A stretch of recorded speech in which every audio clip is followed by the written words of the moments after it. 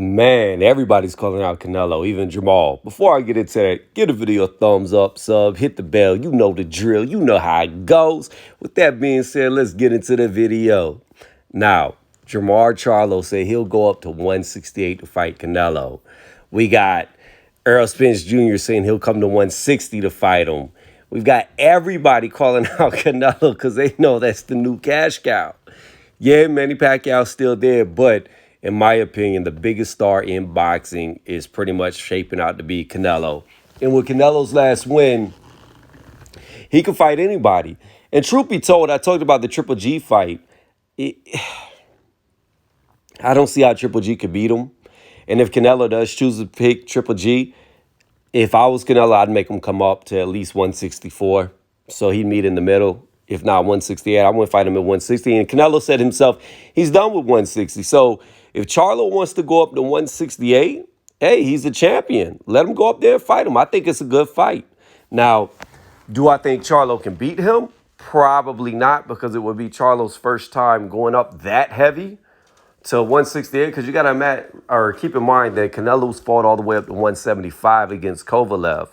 And he's been there against guys 168. So, I mean, he's used to fighting bigger, stronger men. So it's going to be a big step up for Charlo to meet him at 168. But I say, out of the open fights, you have what? Plant. I mean, that's really who everybody's calling for him to fight. You got Benavidez, but he lost his belt on the scale.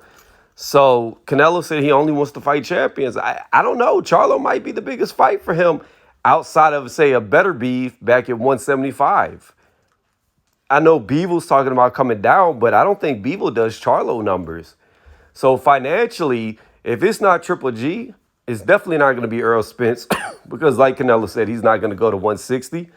I think Charlo might be the biggest fight he can make. I mean, he comes with a name. He can sell.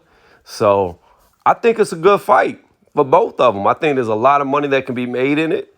It's just Charlo's got to come to the table like for real, knowing that he is by far the underside and be willing to take what Canelo's going to tell him to take. I don't know how he's going to do that with the splits, but it's a good segue fight, too, to get Canelo over there towards the PBC side as well, now that he's a free agent. Because so far, Canelo, even though he parted ways with Golden Boy and DAZN, he's fought on DAZN. So he's right back to where he was before he parted ways. So it's a good way to get him on the other side, too, to see if he likes PBC better and see if they can do more business with him. So I think all around, it's a good fight. It makes sense. He'd only be moving up one weight class from 160 to 168, so from middle to super middle. So it's not a huge jump. It's just that Canelo's so seasoned and used to fighting bigger guys that a jump to Canelo at 168 might be too much for him. But then again, he might be game. I don't know. Let me know what y'all think in the comment section. I think it makes sense.